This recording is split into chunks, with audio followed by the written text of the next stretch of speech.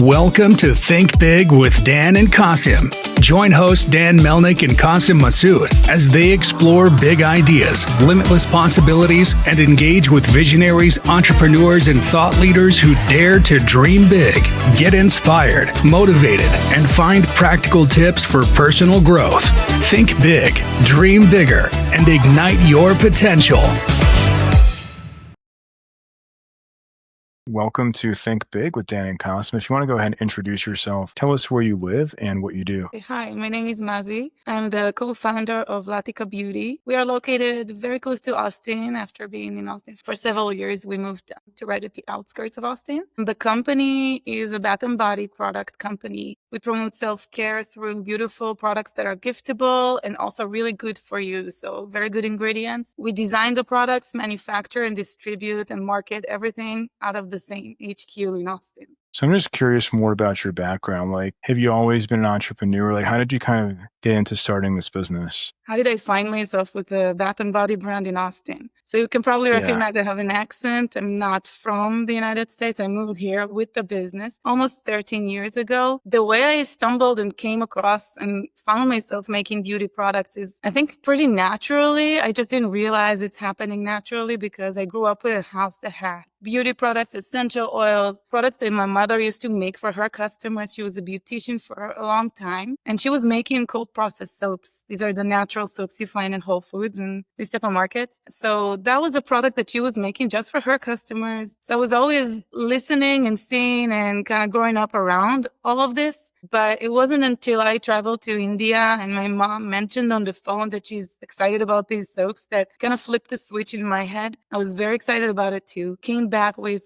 bags full of oils and ingredients and really kind of thrilled to get her going on this journey of let's do the soaps and everything. Let's get you going. And on her end, it was just something she wanted to do for fun and she was not interested in it. And so I kind of let that go for a bit. And later on, when I was in college, I found myself just playing around with making soaps. I came to visit my brother in Texas. We both missed our mom. We went over and bought some ingredients and started making soaps for fun. And again, found myself very excited about it. Couldn't sleep at night thinking about what we can do with this. And then when I went back home, I brought with me some silicone molding products and ideas.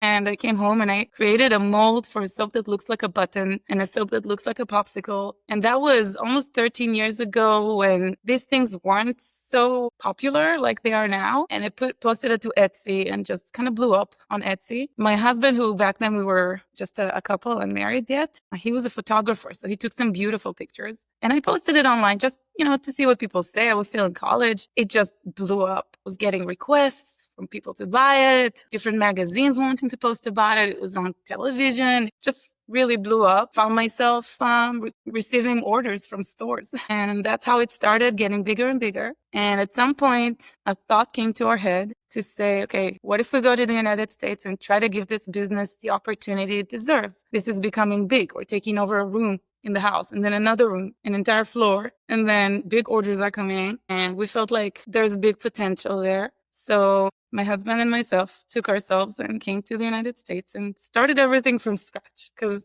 when you come from a different country, you feel like you're familiar with what's happening here and things can transition naturally, but it's absolutely different culture-wise and also just new audience, new customers. So everything had to start from scratch, essentially. So he's my co-founder. Both of us together started Latika again in Austin 13 years ago in August. So you had to shut down the business overseas and then essentially kind of start fresh in Austin with the same concept. The same company, the same concept. It existed in both places for a while. And then eventually we slowly started to shut it down, mostly because of shipping costs and delivery costs was just becoming a little too much. But yes, it became, and also because you figure, okay, I moved all this way here and I'm going to focus on the audience here. There's enough customers in America. There's enough for so much. So we just focused ourselves in the local audience, in the Austin specifically audience, and grew from there. So like, are most of your customers today in the U.S., or do you still sell internationally in some capacity? Some international customers, but mostly in the US. Currently putting most of our efforts into the US audience and the US market. Because of that, exactly, I have this principle in my head that if you're doing something, do it really, really well and then expand. So there's still a lot of potential, a lot of opportunity for us here. So we're just focusing on that. For sure. And I guess in terms of like your customers, I mean, do you typically find them direct to consumer, Amazon, retail, I guess you could say like a hospitality service? Like, what are some of the top channels for you guys? All right. Yeah, that's a great question because I feel like it's becoming such a wide variety of options for every brand that starts. For us, starting 13 years ago, D2C was very, very, very early. It wasn't as powerful as it is now. We started the business here with the intention to go wholesale from the start. So we built Latika as a wholesale business. So we serve over 6,000 different shops and boutiques across the United States. Some big chains. For example, we have a lot of products at the H-E-B in Texas. If you're a Texan, you know. If you know, you know how important it is. We have a lot of customers who own boutiques and stores. So, for example, Anthropologie, Urban Outfitters, boutiques like that. And also hospitality, which is naturally a wonderful audience for us. So the spa and hotel industry, which we discovered is a completely different type of audience. So we have to treat it completely different than we do health markets like H-E-B and how we treat boutique and store. For sure. And I guess like for the hospitality, and I guess like for the hospitality, so like when you went to a market for that, did you kind of have to change the SKUs, or like, I'm curious about like the differences in hospitality compared to like anything else? I love these questions because this is the process that we've been through, kind of realizing how to get into the hospitality business. You had to learn an entire new market. So I had a hunch for several years that Latika belongs in spas. I didn't see anything comparable to what we're offering. Our product packaging is very giftable, very colorful, but still modern and elegant. And all I could see in the spa industry is very muted, white, very simple products, almost the ones that look like they're professional, but that's it, not giftable too much. So I had a hunch for several years, and our sales manager took it upon herself to spend an entire year, extra curriculum, as you say. So she spent an entire year just researching that market. Where are they? What markets do they go to? How do we sell to them? Where do they buy? How does it work? And we found out all of these things work completely different in the gift industry than it is in the health and hospitality industry. So they have their own shows that they go to. They do not buy wholesale online like other shops do. The process is very long sometimes. And you have people who manage the spa. They also manage the employees. They manage the therapists, the treatments, also the retail. That's just one portion of what they do. So they're not a 100% buyer. They have so much that they do beyond that. When you serve a customer like that, you have to get to know their language, their lifestyle. You got to get to know their work cycle and the yearly cycle, the shows, what they love, what they don't love. So I also took a consultant to help me build the catalog for them, because there are certain terms that I just didn't understand how to present and serve to them. Like, for example, something called back bar, which is products for use in the treatment room. If you don't offer back bar, it's very hard to sell the retail product in the retail area. So you have to develop a back bar menu. How do we develop a back bar menu? That requires something called a protocol. I couldn't wrap my head around it because I was like, I'm not a therapist. I don't know how to do this. So we hired a consultant, worked on that, and now it's in late stages of development and we'll launch it. But in the meantime, we were able to do a lot of business with just our retail offering for the gift industry, from the gift industry, transitioned into the gift area. But we'll expand that soon. Sure. So you're kind of working on this now, like as we speak. Yeah. So currently our products are in several spas and spa chains, one of them being the biggest in the United States, currently with 1,000 stores, which is massive. It's wonderful. But I do know that once we have a back bar catalog, we can go into other markets within the spa industry and really expand there, because we're giving them a better service, because we're giving them the option to use the products and sell it in the retail area as well. So I think they would love that. That's what we're developing right now. Makes sense. And then in terms of like when it comes to manufacturing, I'm curious about that, because you were making it overseas, brought it over here. So did you have to find like a new manufacturing partner? Like, what did that process look like to, make the same quality of product and Like, what did you have to go make it? Yeah, because I'm curious about that. Yes. So overseas, the operation was very small, but growing. And with the bath and body product, the soap products, we realized that this is the time to try a different market before we're too big to move. And so right before we signed a lease to get like a big factory space, we decided to jump on the train and move and try to do it. And luckily, both my husband and myself, we were both young. We didn't have kids then. We just got married, just started like seeing how the business grows. So that was a great time to do a move like that, because let me tell you, beyond opening a business and being a business owner, which is a huge challenge and a big undertaking for your life as a person, doing it as an immigrant adds another like layer of hardship, because immigration is a tough process. It's very expensive. It's very lengthy. It could be exhausting. It could be discouraging. So doing that before you have children, before the business is too big to handle that, the agility it allowed us was an advantage. So when we moved, it was very small. Because we moved with the business in mind, we had to immediately rent a space, reach out to sales reps, start treating it like a big business, and then push it towards being a big business. So every step we did was with that in mind. And I kept telling myself, I did not move. I don't live the place my mother lives in, be away from the comfort of having family around, to come all the way here and not take advantage of the amazing opportunity that this presents, just this country, just being here. And so every day was a new day of how do we get this going? Like, how do we treat this project as a huge success in the making? And what do we do? So we found ourselves in like a very tough workshop that never ended. And I feel like it's still going on. We still have this mentality. It's not just the bootstrapping and the entrepreneurship. It's the immigration as well. It makes you tough. It makes you fight for your life and fight for your spot every day. So For sure. We're always feeling like we need to prove ourselves and we need to make this worthy of being here and justify the existence of it. And so it's in a good way, it's a really challenging, but also character building process. Right. Well, I guess in terms of like making the product though, you are making it here in Austin, right? Is that correct? Yes. Okay. And then I guess like when you found, when you moved here, because you said it was very challenging. How did you kind of find like that right partner? I mean, like you said, like it was smaller overseas, but you brought it over here. Now it's going to be bigger. You have like this. Yeah, exactly. It's us. We literally. So you guys doing it.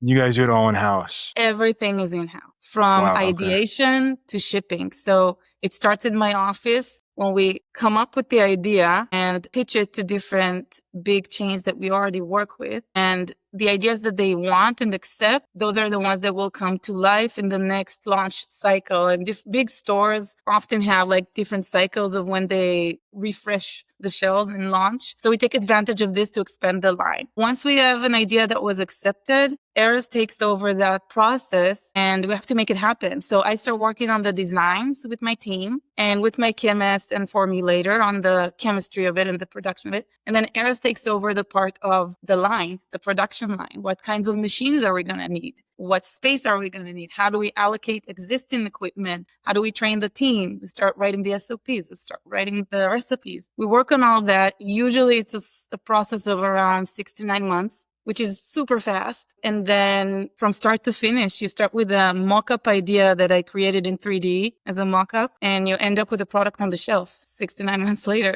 That's awesome. And it's thrilling. It's amazing. We have a beautiful team of people here that are dedicated, they're wonderful, they're hardworking, and very talented. And they come to work every day and create the product. So pressing the bath bombs, making the cream, packaging, case packing, and then shipping, warehouse management, all of that. It's all happening here. And since you're in the same city, why don't you come see us? You can come visit. Sure, yeah, definitely. Call the Chocolate Factory. Yeah. It's really fun. 100%. Well, like I'd love to know also, because I think right now that you're seeing like a lot of trends in the US, right? You have more and more people are looking into the products that they're putting on their skin, the ingredients, things like that. So how do you kind of like keep up with that trend and like that demand of like, hey, like we want cleaner products, we want these ingredients. Like how do you kind of like keep up with that? Yeah. I think when Latika started to begin with, it was a clean product because the idea behind it in the beginning was to make it good for you, but also giftable. So natural soaps, natural products, they don't have to be boring looking. They can be a gift, they can be a treat. So it started with that, and we didn't deviate from that. We're always creating the products with the best formulas, the best ingredients, the best sourcing. So I think it's a given at this point. Every beauty brand that is, I will say the newer ones at least, they all have the same standards of ingredients that are safe, that are good for you, more on the natural side. And it's a whole conversation on its own because natural, what is natural? It's not regulated. So where do you put the line between what you put in your ingredients and what you don't? So we have our own borders or definitions that we decided on, and we're sticking to that with a lot of transparency so that everybody that's a customer can understand and know what to expect and what they're getting. So very high standards. And yes, so that's how we do it. Remind me the question again, because I feel like I'm kind of deviating. You answered my question. I was just curious about the ingredients because, it seems like you kind of had that in mind from the very beginning. Yes. But a lot of these big brands that have been around, it is a conversation now, I think, even more so in 2025, that people are very mindful of like what they're eating, what they're putting on their skin, kind of like in these big box retailers, many of these products has certain chemicals that are harmful that people kind of have overlooked as just a given for many years. And more people are being much more mindful of that. So it's good that you guys from the very beginning had that in mind. It's just how we do it. It's not, I don't even think it should be like a marketing feature. I think it should be giving. And I feel like it is. I'm not looking to say, hey, natural soaps, natural. Right. We are what we are. Connect to the message behind the brand, connect to the brand itself, the community that it creates. And that's, I think, a more powerful way to go forward. I feel like the younger customer is also super aware. And I respect that. And I love that because it gives me a way to talk to them about the ingredients and whatever goes into the product in a deeper level. And it's really nice. It's nice to understand. The customer knows. Yeah. And then do you have a lot of customers? I know you were saying like it's mostly kind of wholesale retail, but do you have like a lot of customers that buy on Amazon or from your website? Like what does that kind of look like for you? Yeah, the online sales side of it. So for many, many years, we didn't hop on that train and it started speeding before you could like catch up with it. I feel like a lot of brands feel that if they didn't catch that on time, it becomes very hard to hop on now or even in the last 5 years, especially because of the agency model that sometimes you don't know what you're getting. You're paying a lot of money. Exactly. A lot of it just goes really, really fast before you have any, chance to kind of do something with it. So for a long time, we kind of gave up on that model. We tried several times. Many, many tens of thousands of dollars went down the drain on the wrong partner, the wrong agency, maybe not being set up for it properly. A year ago, we decided to hop on it again. So we're doing it a little different. So whenever we decide to do that, I take it as a project. So Amazon for me a year ago was a project that we just started. So we launched an Amazon store with quite a lot of SKUs in it. And that's a more aggressive attitude towards launching on Amazon than you would normally see. I'm not expecting Amazon to take off really, really fast because it costs so much to be on there. For sure. Yeah. The products on Amazon, you get a really nice deal. It's on the expense of the seller. So if you understand that, it's going to take a long time of you investing and pushing and putting into Amazon before it takes off and then grows from there. If you understand that, it gives you a little more longevity and it gives you a little more space to work with it. So finding the right partner to work on Amazon is very important. Luckily, I have an amazing partner for the Amazon consultant and managing, and I can give you the details so you can share that as well for other businesses called BStep here from Austin as well, female owned. Amazing. And we had a plan from the beginning. We had the budget on how we launch, what we do. We knew what we're getting into. We knew it's going to take some time. Now, our Amazon launch was super successful. We have a lot of reviews already. People are buying. It's working. But the amount of money you still put into the pay-per-click and the ads, it's insane. So right now what we're doing, the challenge for our Amazon shop is to boost it with a lot of UGC videos and kind of give it that extra push it towards where we can take our hands a little bit off and let it roll. And so that's our Amazon. And that's one project. And then the online sales on our website, we don't do ads yet. We want to get into it. Every time we try the agencies, it's just such a thing that it's a little scary now to commit to working with someone. For sure. But we're getting closer to that. We're switching from WordPress to Shopify. Once we do that, we'll start advertising, but we'll be a little more conservative about how we approach it. Yeah, it's definitely, it's interesting. Yeah. I think your product is definitely perfect for online, for Amazon, for direct to consumer. So I guess on that note, just to wrap, if you could go back in time to before you started this business, what is the one biggest piece of advice that you wish you knew? Specifically, my process included living the country I grew up in and starting fresh. And I had no idea how hard it is until I was in it very, very deep. And something that helped us is two things. First, there's no plan B. Plan A. Plan A is going to work, and that's it. Exactly. And then another thing is perspective. So a lot of the time when we just got started, we felt the hardship of the entrepreneurial journey. And what helped me was watching shows and listening to podcasts where other founders are talking about their journey and what happened to their brand before it got big and successful. So that gave me a lot of perspective. The Guy Raz show, and even The Prophet on CNBC, these are pieces of content that give you perspective. They either tell you, hey, there's other companies that their revenue is way lower than yours. And look, he's investing in them and they're doing well and you can flip this. Or it tells you, oh my God, they're successful, but this wasn't overnight. This took a while and it was hard. Like we're going through it. They're going through it. We can do this. So the journeys are different and you learn from that as well. That's good advice. If somebody watching this wanted to reach out to you or wanted to find your business, do you mind sharing your website or social media? I guess best ways to get in contact. Of course. So our website is latikasoap.com or Latika Skincare on Instagram, which is where I mostly are. And yes, I have the opportunity and the big fortune of discussing and talking to a lot of business owners. A lot of female-owned businesses reach out, and we are very, very happy to share what we've learned over the years. And of course, share the self-care. Go get yourself something to treat yourself, and you can shop on there. Awesome. Well, Mazzi, thanks so much for your time today. Thank you, Dan. Bye.